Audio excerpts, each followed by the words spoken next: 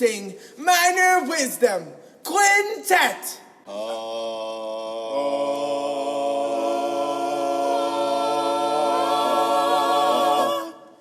1, 2, a skidadidadoo. Minor Wisdom.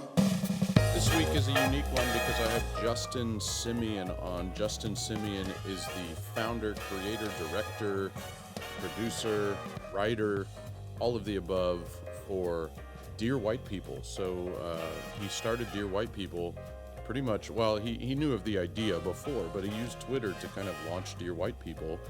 And it turned into a movie, which turned into a television show, and it was a very successful Netflix television show. Went on to become the director, creator, writer for Bad Hair, and is currently working on the TV miniseries for the spin-off for Lando Star Wars. Anyway, I'm not a Star Wars guy, but he is the director for it, and it's amazing. The writer for it. I'm sure he's directing a couple of the episodes, but I think in the TV world they kind of step back from all that when they're the writer. But he is writing that series as we speak, and it's amazing. And so Justin is, again, not a Texas theater educator, but he went to HSPVA.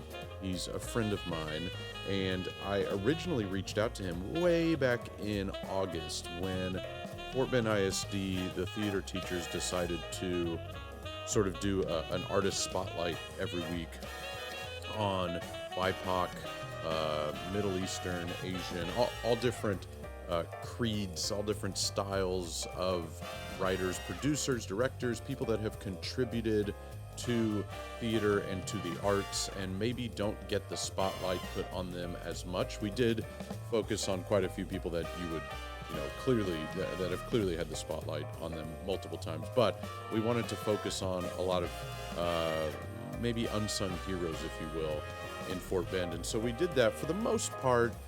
I think everyone did that the first semester, and then it kind of went to the wayside. It was difficult to keep up with because of the way I wanted to do it. It's not difficult to put together a folder of information about somebody and then discuss it, but instead it started to get integrated into just the lessons that we would normally teach. So instead of one specific day spent on somebody, for me, partially that had I don't even know what I just said, but partially I think that had a little bit to do with the fact that I saw this vision, this image of doing this sort of project, if you will, introducing these artists to the students by interviewing, because that's what I do, interviewing the people themselves, the ones that are living, at least. Obviously, I can't get the dead, but and so I did. I interviewed a couple people, and it was really fun, but so difficult to keep up with. It is, no offense to theater teachers, it's really easy to get you to come on here. It's not so easy to get somebody that is quote unquote a celebrita. So I reached out to Justin because Justin, again, he and I went to school together. I have incriminating photos of him from when he was just a wee little lad, not incriminating, but just embarrassing. And so I wanted to chat with him about stuff. And then because of the pandemic, Dear White People was pushed back, and it went into the editing process, and then the Star Wars thing was announced, and it was just kind of not a good time, right? And so anyway, so I ended up, we pushed it back, and then Justin reached out to me around the spring break time, actually, and said, when are we doing this thing? And I said, whenever you want, Mr. Justin Simien, sir. And so we met and chatted for about an hour. It was pretty awesome. He's a friend. He's somebody I've known for a long time. I haven't kept up with him the way I feel like I should have, but, or let's put it this way, it's harder for him to see me than it is for me to see him. So it was great to chit chat with him. He's just a dude. I know that, again, this doesn't go along with the normal minor wisdom guest or theme, but it was fun. And sometimes I'm going to throw these out there. Don Nigro's not a Texas theater educator, so why not have him on?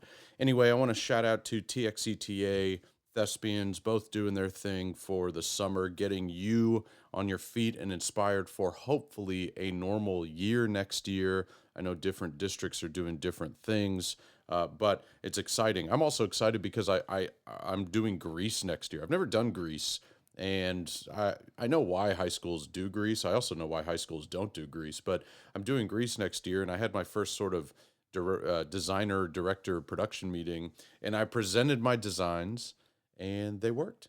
And, lighting design is my thing. I'm pretty confident. Scenic design, it's my thing, but it's not my thing. And so I'm not as confident. But I threw down the pieces of paper, I smacked them down on the table, and I said, "This is what I got." It's not what happened.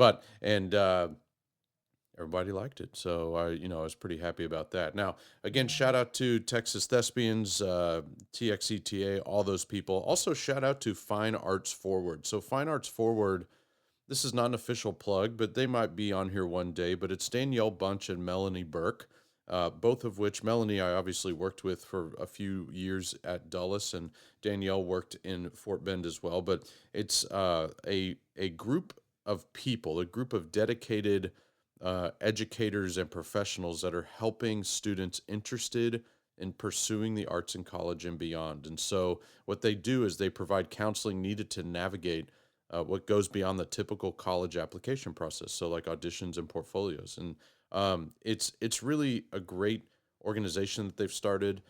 They do have an Instagram account, so I encourage you to go to Fine Arts Forward.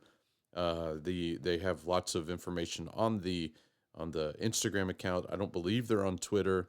I do think that they're on the Facebook, but I highly encourage you to check it out. It's something that we all kind of need. We all kind of need in our schools, and just to let people know that it's there. But again, not a paid plug at all. Just friends that have kind of started this thing up, and in hopes to help students kind of get their beak wet when it comes to advancing on into college and beyond in the arts. So shout out to Bobby Ramirez. Thanks for listening, buddy. I hope you listened to the actual interview. Rice Krispie treat. Enjoy this interview with the amazing, awesome, lovely, sweet Justin Simien. Follow me on Twitter at Mr. Blake Minor. Leave a 5-star review. Do all that. Enjoy the interview. Have a great Memorial Day week. I know some dirt about you about going to HSPVA, but I won't reveal that on here. But do you feel that, I want to give some cred, a little bit of cred to HSPVA, but maybe I'm wrong. Do you feel that you would have been where you are now if not for HSPVA? Blake, I would be dead. I mean, seriously, I would.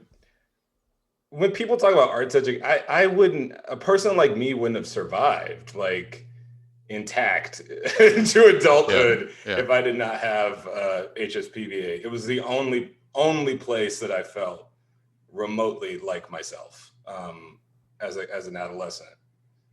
You know, it's sort of like I guess I knew I was gay when I was a freshman, but I certainly, before I knew I was gay, I knew something was up with me. I knew I was different than the other kids.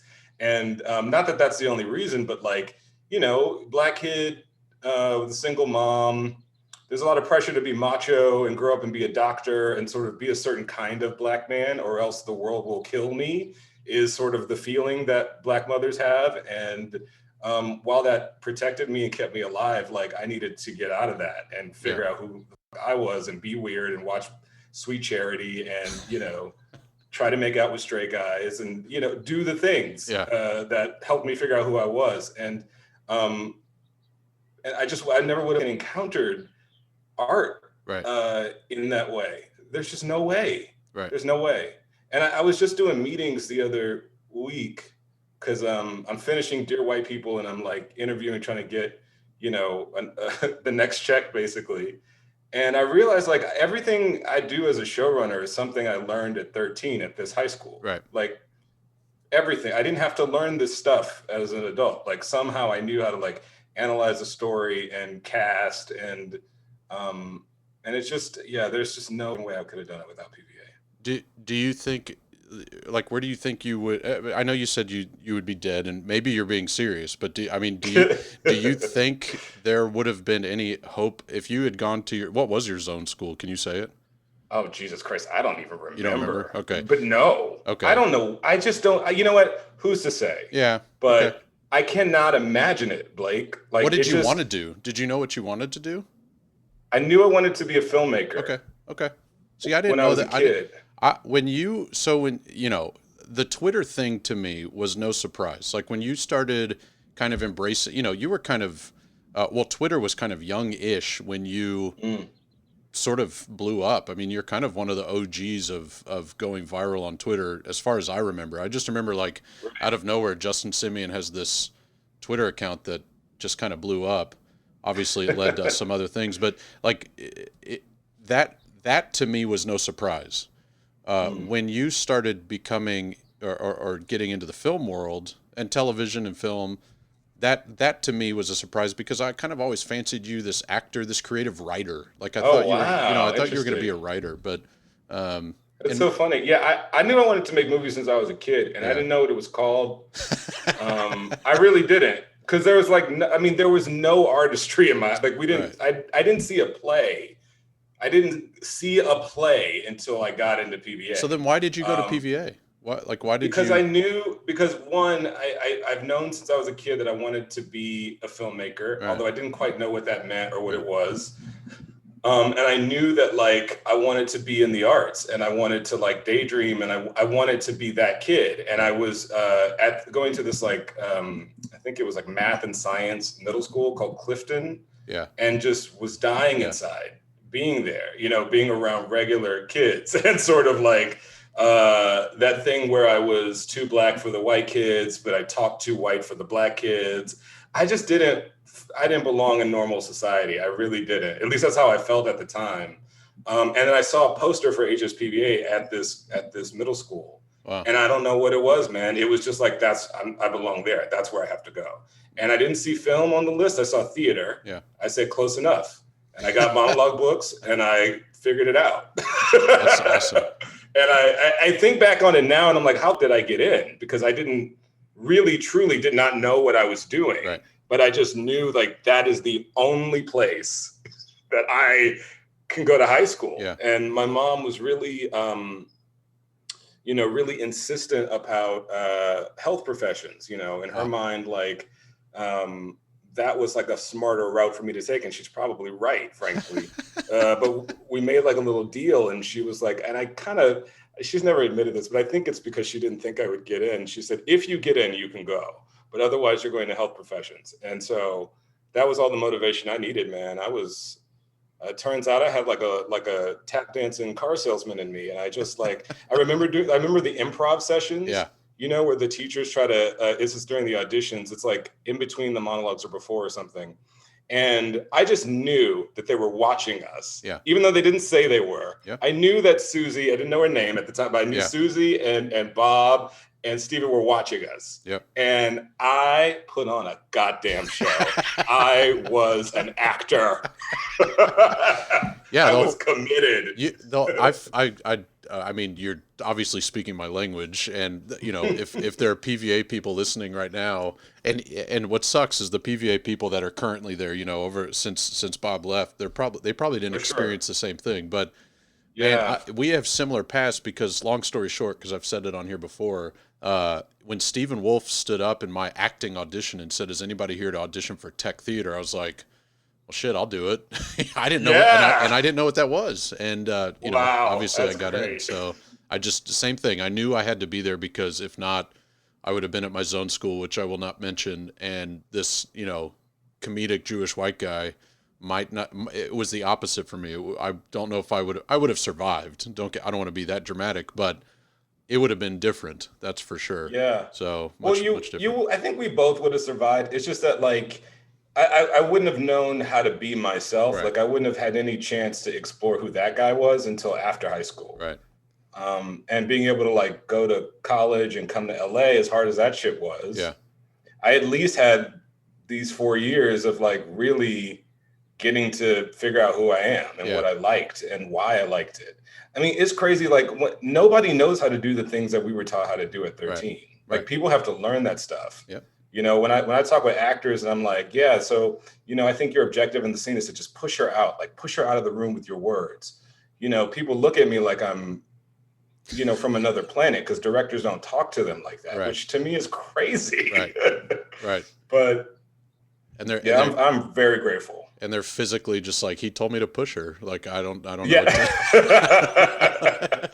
what he Yes, said. the bad ones take me literally, I guess. But so you just transitioned into one of my questions about Dear White People being, you've said it's autobiographical to an extent. yeah. And did you, when you were writing it, did you struggle becoming that kind of vulnerable with telling your story, or were you just kind of like, I got to do it, and the hand just started moving, typing, writing, whatever you did? It was a little bit of both. I mean, Dear White People, it's a multi-protagonist movie. It's a little art house, it's unconventional. Yeah. But I loved multi-protagonist movies. Like, I loved Do the Right Thing. I loved Robert Altman a lot. Like, MASH in particular. Dumb and Dumber. Yeah. I loved Election. Like, I'm trying to think back to like my mind when I was writing Dear White People. But I was always attracted to these movies where like there was a bunch of people and no one was right. And I felt like to say the things I wanted to say about race, I just didn't feel comfortable with any one person being right. And so I always thought of it as like Sam, Lionel, Coco, and Troy. And nobody taught me how to do that. So like there were times when I would just sort of like write onto a page, but I didn't know how to make it into a script. So really from like, I first got the idea senior year in high school. So that's senior year in college. So that's 2005. Yeah. And between 2005 and 2013, I was workshopping the script in some form. So it was like, it was either a writer's group on the weekends or in some kind of way I was like working it, and slowly over time getting better at trying to, I could see it in my head, but I couldn't figure out how to do it for a really long time. Who helped you? Like who kind of helped you get me, girl? Me. I helped me. Here are the things I did. So I don't. This is not my Bible, and I don't talk about it as much. But it was a revelation to me at 22. Save the Cat, because it was the only book about screenwriting that mentioned multi-protagonist movies, and there's the second book in the Save the Cat series is my favorite because it breaks movies down into these like writing genres. Like they're not the genres that they're marketed as, but they're like the way they're all written in a similar way. And I found this list of multi-protagonist movies. That was the start for me. Like because and it's kind of, I do this every time I'm writing something. So I just watched everything on that list, like everything in the genre of my movie. And even if I things like Animal House, which Dear White People is an Animal House, but like I needed to see Animal House because everyone else has seen Animal House, and I need to know the rules of something like Animal House. So I did a lot of like my own study, and this is actually funny enough. This is when I got really, really into Star Wars because growing up, I was really territorial about my brands. I was a Star Trek guy. I liked Michael, not Prince. I drank Coca-Cola, and I played Nintendo, and I read Marvel. I don't know why, but I was just very specific about that stuff. And then, so I discovered like Prince and Star Wars later. And there was this documentary, I think it was on A&E at first, but it was about like how George Lucas made Star Wars and about how like nobody believed in him and everyone thought it was going to be a terrible movie. And even Fox, like right up until the day of release, they only put that movie in 2 theaters because they didn't know it was going to be literally the change of all cinema when that thing came out. And I watched that documentary over and over again because I was so depressed and I was so like fighting my demons of like whether or not I could actually make this Dear White People thing happen. It was so weird. It made sense in my head, but people didn't get it. They just didn't. And even if they got it, they didn't believe it could be made because Black people don't want to see. What were they wrong about? What were they wrong about back then what did they get wrong? Like the executives that were the professionals and know-it-alls that, like, Well, in 2011, 2012, when I first started to like take the script out, and the Twitter thing came about because the script used to be called 2%. It was about the 2% black population at this school, and Basically, that's very helpful that I just said that because I realized we got an ADR line wrong today. Anyway, 2% black population at the school. And, but that was I knew that wasn't a good title really, but there was this character, Samantha White, and she had this radio show called Dear White People. And I didn't know how white people would react to a person like her. So I just started the Dear White People Twitter account to see. and I was able to kind of test her out a little bit. And both the positive and negative reactions to, Dear White People, thanks for saving jazz, or whatever the quip was, really informed that first, draft. I don't remember what question I was answering, Blake. No, yeah. Well, I was going to ask you. It's fine. I didn't know about the 2% thing. That's it makes me think of milk for some reason, but I guess that's my ignorance. Yeah. But that's why that's not a good title. But that's where the Dear White People of it all. Do you think people? What did they get wrong? Yeah. So this is what they got wrong. So people would read the script, like executives and things, and they loved it. And they're like, oh my God, I get it. And what's a comp? Oh my God, Do the Right Thing. I love Do the Right Thing. I love School Days. I love all that stuff. The problem is though, in 2011, Black movies were Tyler Perry and Ice Cube. Period. Yeah. Period. End of story. Nobody would even entertain the thought of doing something different because they were scared of it. And I would always hear the line I love it, but we don't know how to market it. There's nobody, it's like they didn't believe that there were articulate, funny, witty Black people that liked cinema. There wasn't enough of us in the world to appreciate something like this.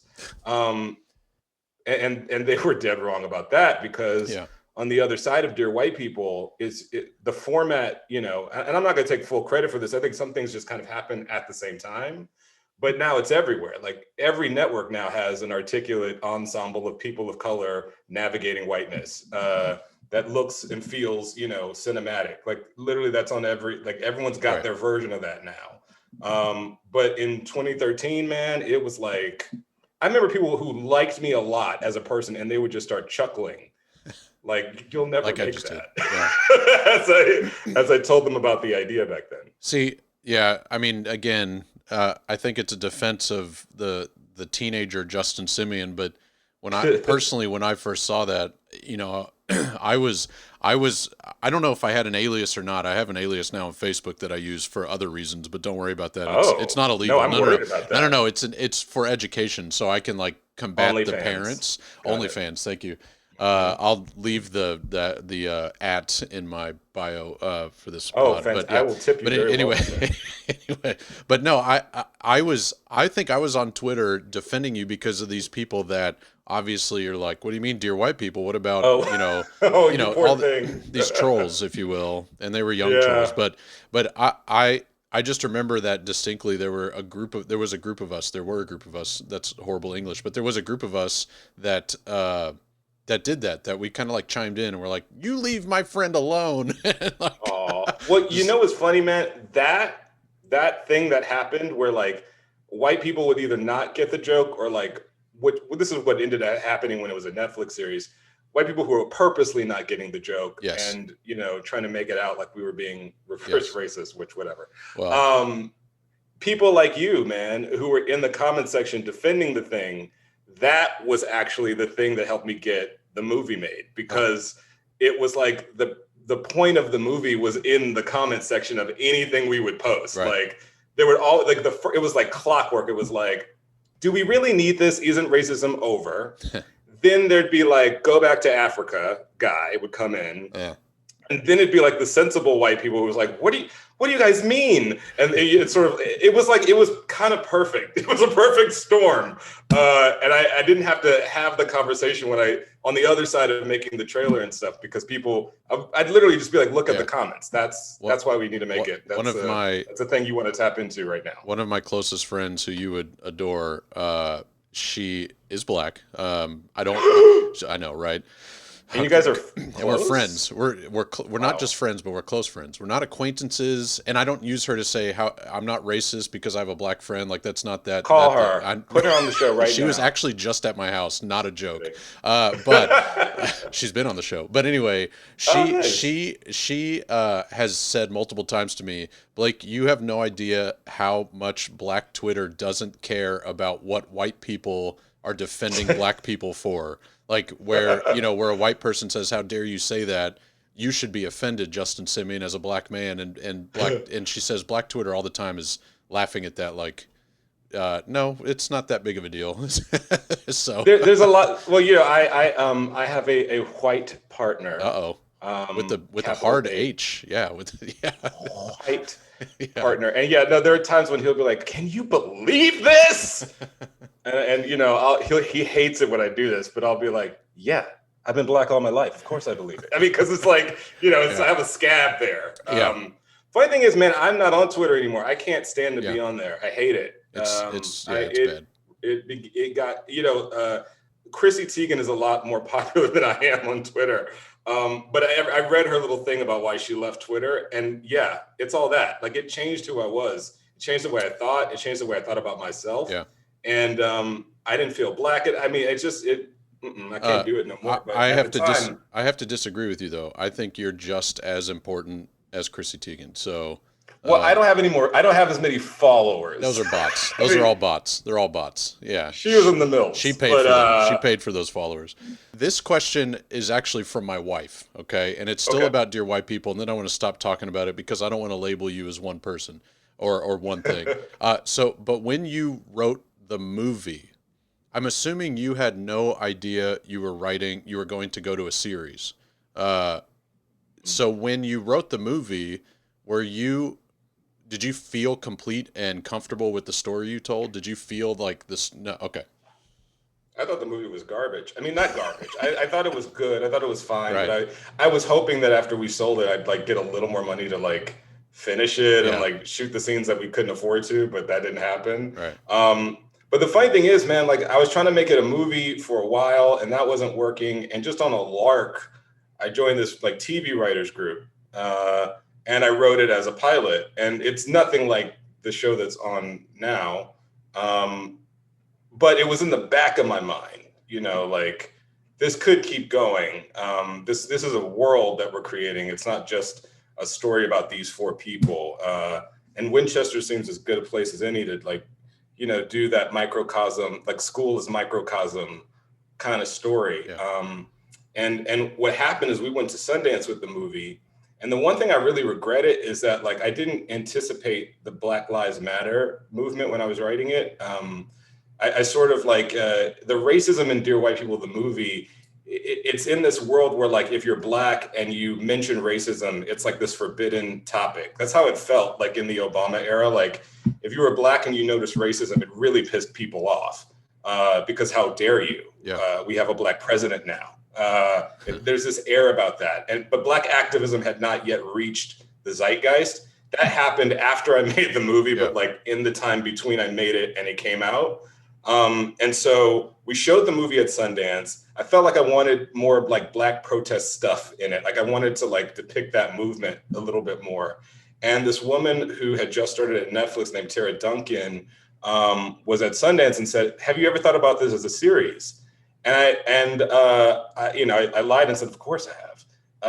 But basically on that, on my little like Q&A tour after the movie hit Sundance, I was going to colleges and stuff and showing it. That's how I was paying my rent when the movie, we sold the movie to Sundance. I didn't make any money off of that movie, or my second, but whatever. I'm on this tour, like going to all these college towns, meeting people of color at predominantly white schools. And I just started collecting stories. And by the time the movie got sold and we were having conversations about like, what do you think? What do you think about a series? By that time, I actually had the full show. Right. I knew the characters. I knew where we were going to go. It was everything I didn't get to do in the movie, basically. And that's really how that came about. Yeah. No, I love the series. So all of it, Thanks, and man. we'll see where it goes. I know neither of us know, so I'm just assuming you don't know. But all right, moving on from that. Oh, for the series, I know how the I know it was series a is. I joke. locked It's a it. joke. No, like you're not. I don't want to hear any secrets. Like Remember, I'm furious. we already at talked you right about. now. We already. Wait, can I tell you? Can I tell you a secret though? Because I did. It actually occurred to me. The fourth season of Dear White People is like my ode to HSPBA. Oh, Um, and a lot of fun. I didn't realize it while I was doing it, but that's totally what I did. Like so I basically made them go to HSPBA for one how many season. HSPVA actors are in the show? I know I said I'd stop Like asking about the show. 45. No, okay, so we have Courtney. The class of we have 2002 is in it, right? Eric. Yeah. Oh, Jamila Glass. Yeah. She choreographed Bad Hair. Okay. And she choreographed certain things that may or may not be happening in Right. this season. Right. Eric's death. Got it. Yeah. Eric's very bloody. Yeah. Just overly sexualized. yes. Right. Yeah. Okay. Well, yeah, but I mean, like wonderful choreography. Like and girl, I've known Courtney Sauls since 1990. When did I meet Courtney? 1993 is when I met Courtney, and I played her love interest in our 8th grade musical. Yes, so you did. Whenever I see Courtney Sauls, or talk to her or whatever, she is Miss Harcourt to me. That's it brings the memories back. and I just tear up, and I'm like, what if, you know what I mean? So Well, you know what she tells me every single time I see her is she reminds me of when. Remember how like the black kids were always directing the Hispanic Heritage Play back in the day? So it was like me and Courtney, or Courtney was directing and I was her assistant. Yeah. And so she's introduced me that way since then. Like, this is Justin. He was my assistant director in high school. She still does, and I kind of love it. That's crazy. I still have my freshman year Hispanic Heritage shirt. And I wear it. It still fits. I can't imagine how big it was back then, because I thought that's when like Janko and like the big jeans were, so everything was big, but it still fits today, which is, I guess I can say that my freshman year shirt fits. But, my freshman year, Thomas Melanson was the Black History Month director. And that was like a show. I mean, that was a huge deal. I was in 2 of those. I was in Ain't Nothing Wrong with a Gizzard Sandwich. I played Cornbread. I was Maurice's understudy. Wait, you played Cornbread to Maurice? Yes, I was Sunday Cornbread. Sunday matinee Cornbread? Is that where his Cornbread came from? No, well, maybe it may be. It may be. I still talk to Maurice, so I'm gonna text him after this. But yeah. Yeah, Maurice was Cornbread, and I was his understudy, and he literally taught me the ways of blacting. Because it was different than what Susie was teaching us, Yeah. It was very different. I can't believe that. Not for a second. I remember one of those rehearsals. I'm like, darling, why are you going outside? I'm like giving this very like dramatic delivery, and Thomas Melanson is looking at me like I'm crazy. And then I see Maurice do it, and I'm like, oh, got it. Okay, got it. I gave myself a part because nobody else would. In the 3rd season, I play like a really like a filmmaker who is always putting himself in his own things and stuff. And I'm basically just doing Cornbread. Yeah. In that. But Maurice taught me that. That's awesome. So speaking of your acting in high school, do you remember any of your lines from The Misanthrope? No, I don't. I remember one. That's back when I was trying to get Lindsay Pate back, and so I came to see that show. Oh my God, that saga! Yeah. Wow, that saga was Misanthrope. Misanthrope and what's the Helen Keller story? The Miracle Worker. Miracle Worker. Yeah. Oh my God, I had such a crush on, who was it? Oh my God, I had such a crush on Michael Barrett in that freshman year in Misanthrope. Who didn't? Because he was like a teenager who just looked like a full-grown man, and that like he was always wearing petticoats in that play. Yeah. Yeah, he was. Things started to happen in my head. I understood who I was, like I said, at PVA. Yeah, I think he's still a full-grown man, but yeah, he was. Right. He was a big dude because petticoats still or. Well, I mean, it's been a while, but I would assume yes. Why not? Once okay, what they say. Once you go petticoat, well, You never you never go go back to pants or Eddie anyway. pants. Okay. Yeah. So That is what they always say. that is, I don't know who they is, but yeah, or they are. So what is one life event that you've been able to take part in now that you never thought you would? Okay. Right before this podcast, I got off of like my first call. Okay, let me see how much I could say. I got off my first like concept art meeting Okay. for Lando, Okay. was like, We know that much. Yeah. which is like I never ever thought that would happen. I didn't even dream that for myself Yeah. because it never occurred to me that that would be a possibility. And you know, I grew up with that concept art, like not grew up actually, but I spent Yeah. my 20s obsessing over that concept art and the fact that like, you know, when he couldn't make the movie, George Lucas at least made the art. Right. And I've been doing that my whole career, is like trying to find an illustrator to just draw scenes from the movie just so that I had stuff around me that made me feel like it was real. Right. And so that was a really, really full circle, So totally surreal moment. so I'm not asking you to reveal anything, but the one thing I do want you to reveal, are you at all looking forward to the just barrage of different Comic-Con, Star Wars con, like all these festivals and things, like, because once you're in there, Once you're in, there's nothing there, like you can't well, get out. I preemptively have, the account's still up, but I haven't been on Twitter Yeah. in maybe over a year. So I'm prepared in that way. But my first job in Hollywood was working in PR for Rogue Pictures. Okay. And Rogue Pictures was the genre label for Focus. So I know Comic-Con real well. Yeah, but okay? you were nothing then. Now I was, exactly. That's the best way to get to know Comic-Con, by the way. yeah, I got it. That's the best. That's the real Comic-Con. So you actually just gave me PTSD when you just said that, because I hadn't thought about it. But you're Great. right; it's going to be a lot. Yeah. I'll be ready for it because I cut my teeth in that environment. But oh my god, You just gotta find like a full, like, not a furry necessarily, but maybe, I don't know what you're into, but maybe get something that you kind of go in disguise or something. But yeah, I could go as Chewbacca. you could go as Chewbacca.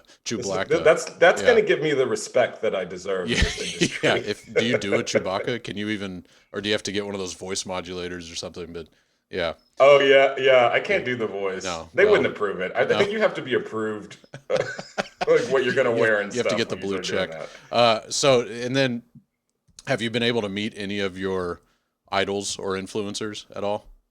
Mm-hmm. Yeah. Are you allowed to say? Yeah, I could say. You don't have to say all of them. I'm assuming. I It know. just hasn't gone very well. Oh, so get this. I just interviewed Don Nigro, and I don't know if you know. He's a playwright. He's probably the most successful living American playwright. Oh, wow. Which, yeah, big deal. I don't know which interview's That's a bigger, big this deal. one or Don Nigro, but Probably Don Nigro. No, I don't know. would say. I asked him if he's met any of his living or dead, because he's older, much older. He's double our age, but any of his influencers or idols, and he just answered no, and that was pretty much the end of the question. I wish. Yeah, I wish I could. I don't know. Have I you mean, met- okay. So I've met a cool one was Oprah. Like I met Okay, Oprah okay. over a Zoom. Okay, that's cool. Yeah. And like I shaked her hand once at like a. But I have to say, like the heroes that I've met and Yeah. spent some time with. You don't need to. Yeah. Was not what I hoped it would. Yeah. And it's funny. They say, again, I don't mean to go back to wrestling, but in the wrestling world, they say the people that you think are going to be assholes are actually really nice, and then the people that like portray nice on TV are like the biggest dicks. Yeah. Oh, that is so true. Yeah. And it really messes you up when they're black, like because it really does. Because when you come to the industry and you're like something other than like white straight, right? Yeah.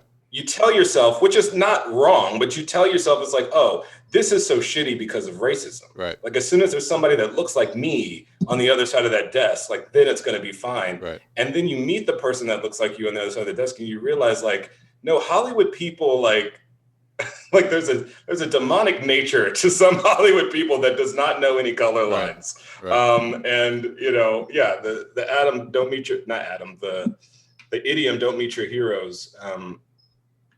Is kind of 85% of the time I'd say is probably true. Have you had quote unquote cousins identify themselves once you were announced with the Landau thing? No, Okay. my family's been pretty cool. Okay. I get a lot of movie pitches and stuff, but no, I haven't. I didn't know if you just some and random also I guy. don't really know how to check my Instagram DM, so there might be some up in there, but I don't know. Yeah. That's it would be funny if some random dude is just like, Justin, you remember me, right? I got to tell you that I found a cousin. His name is Jeremy Simien. Okay, which was very weird because he looks like me and he is not me at all, but he's in New Orleans. And he's like an art expert or something. And I hit him up for some concept art once. But that's as much as the family collabs. But it was the other way. You hit What's him. that? You hit him up. It was the other way. I hit him up. I hit him up. Yeah. Yeah. That's funny. Who keeps you grounded besides your mom? Don't say your mom. I want to challenge you a little. My partner, Okay. Rick. Okay.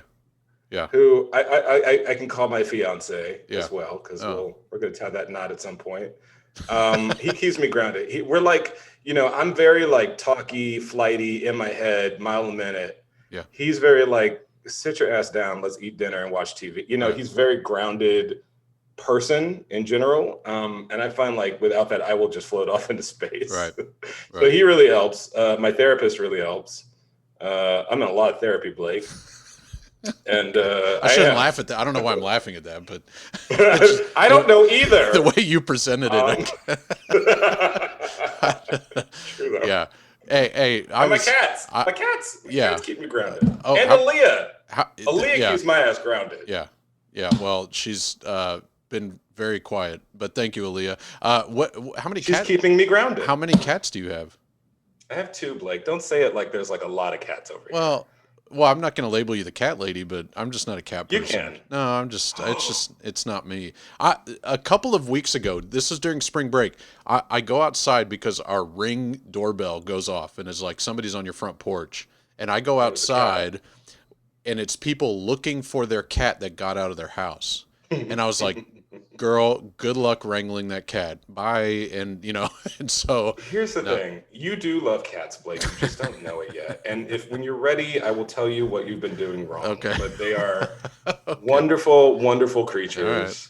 All right. Well, and they make life fun. All right. Well, my wife is a cat person, and so I'll tell her that you said that. You tell her she has the right to be a cat person, damn it. No. In this dog normative world. All right, I'm going to move on. So I've got a couple.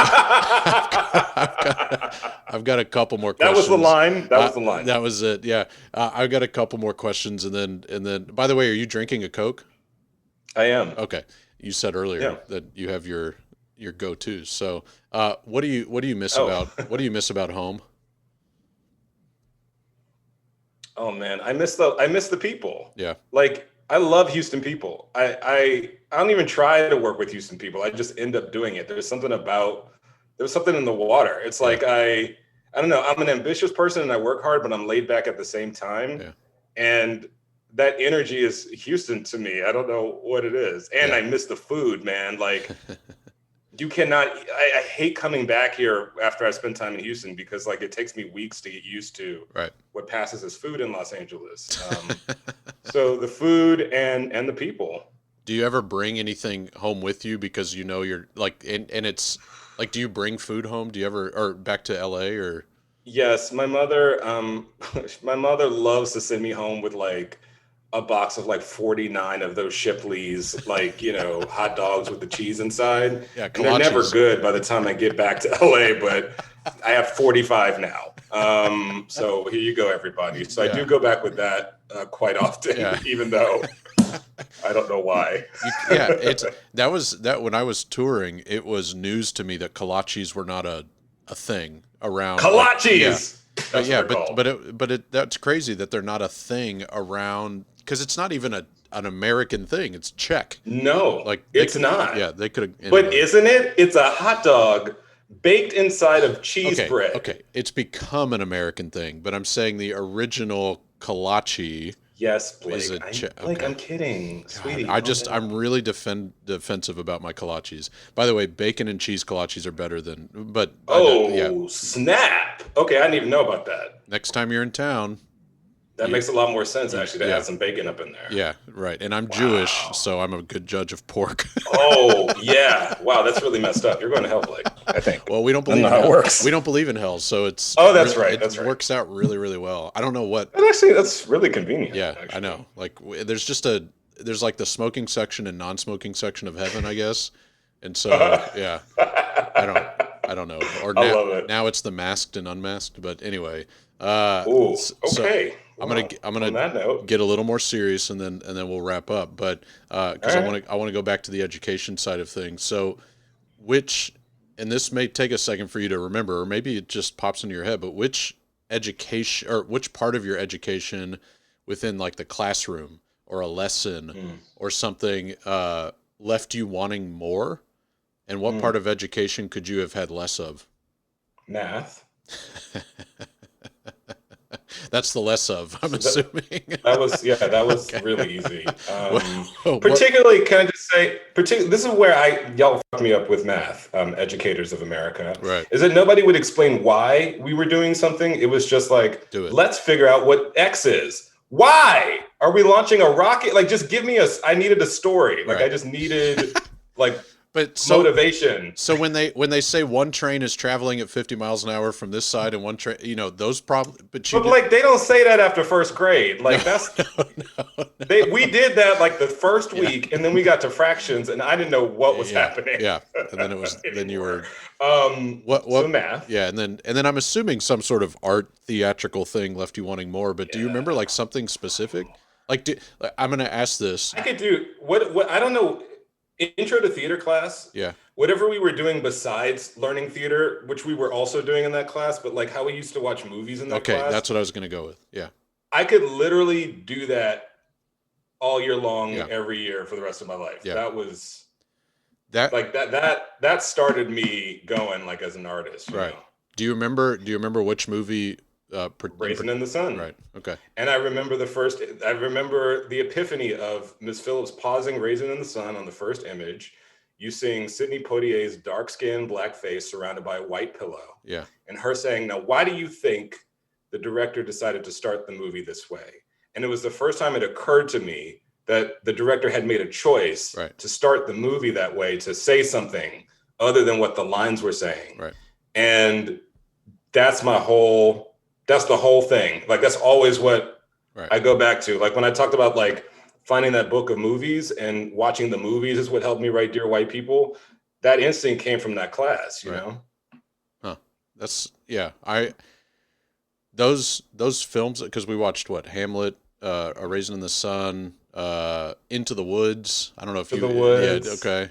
With Sunday in the Park with George. yeah, so we didn't watch Sunday in the Park with George. Oh, yeah, because we as didn't far as watch I remember. Hamlet. Okay, there you go. Yeah.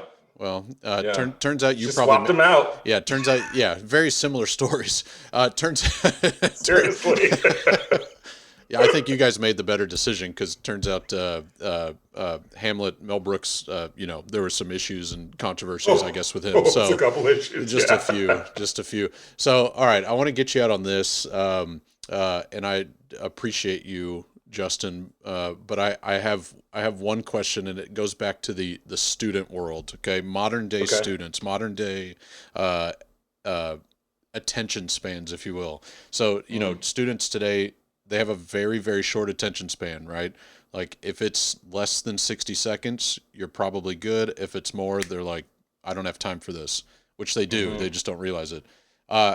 You have done a really, really good job, and you've already talked about the multi-protagonist type of thing, but you've done a really good job of creating these characters and creating really good storytelling, right? What are some other ways that you have found that have kept audiences' attention and kept them glued or edge of their seat, whatever hyperbole you want to use? But what are some other techniques and ways in your writing and in your storytelling that you have learned to be able to keep that attention span? The lead characters that are most captivating are not good, nice people per se, but they're people who have the guts to be who we would be if we had the guts. That's why like Ferris Bueller is like a kind of quintessential example of that. Like, he's a smart ass. He's not the top student. He's not even all that nice all of the time, but we're in because we wish we were like him. We wish that we could respond to the world in the way that he responds, you know? And so recognizing that, like, I'm telling a story, yeah, and it's about me, sure, and it's my personal expression and all that stuff, but I'm creating a dream for people. And the way dreams work is that they're all the characters in your dream are really you. You just don't realize it while you're in the dream. It's parts of yourself that are like getting to play act, really, that otherwise are sort of buried to you when you're awake. And so recognizing that, like, I need to create characters that like operate like an invitation, you know. In Dear White People, Lionel's kind of all of us. He's, you know, he's sort of like the me in the show. He's the gay black kid, but he's a nerd. He doesn't really know how to be black with the black kids, but he doesn't really feel comfortable with the gay kids, and he doesn't know where he belongs. He's me, but he's all of us, because none of us really knows where we belong. But around him is someone like Sam, who is like extremely sure of herself, and she speaks truth to the power without any problems whatsoever. And around him are people like Coco, who gets that she has to code switch and talk white sometimes and talk black sometimes, and she doesn't give a, she's going to get where she needs to go. And you have someone, and that was kind of the secret, is like, okay, so here's the one that's us, but then like, here are all the people we wish we could be, Right, you know, right. or the people that we're afraid of being, but we just want to see what happens when you act that way. Yeah. I mean, that's kind of esoteric, you know, but Yeah. like, giving people space to be in the thing that I'm telling, so it's not all about me, Right. is kind of like, it's like it's taken me a while to sort of get that. But that's the difference between something that hooks me and something that doesn't. Right. So, final thing, this part's going to go to the kids. I want you to speak to the kid that is you right now, and talk about, and it can be as long or as short as you want, but talk about, tell this kid why they're going to be just fine. Why everything, the silver lining, the light at the end of the tunnel, whatever, again, hyperbole you want. What is it about their 15 years on this earth, 16 years on this earth, that they're struggling with right now?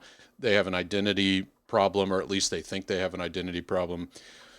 What is it you could tell those kids that might have had a little bit of, or might have a little Justin Simien in them, as far as their struggles finding where they belong at the moment?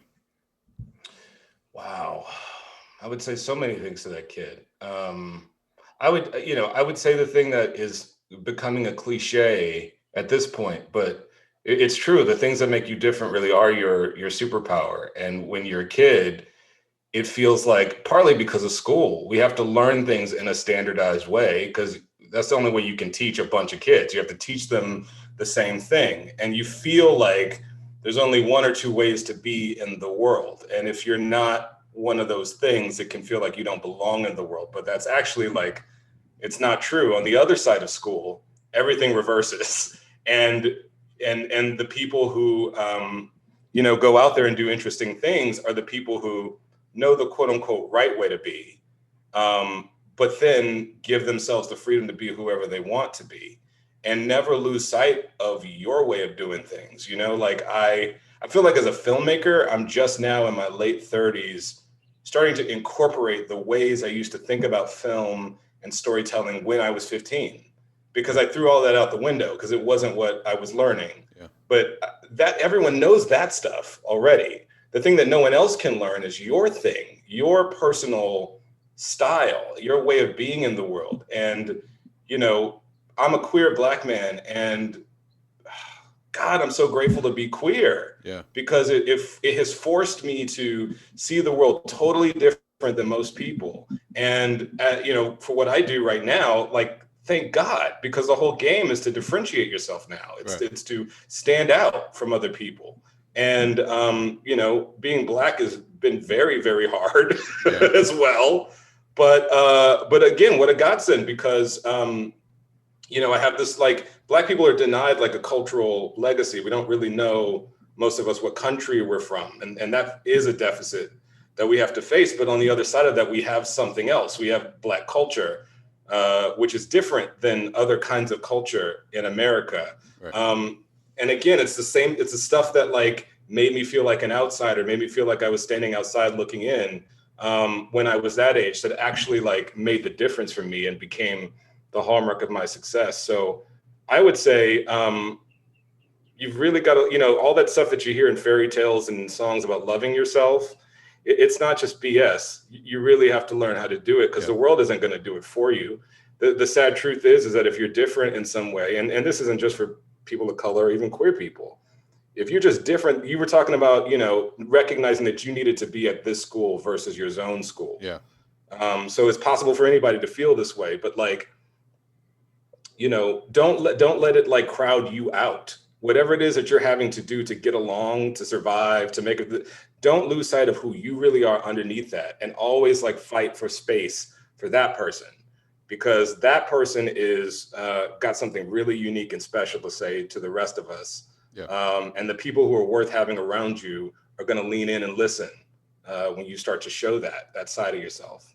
Minor wisdom.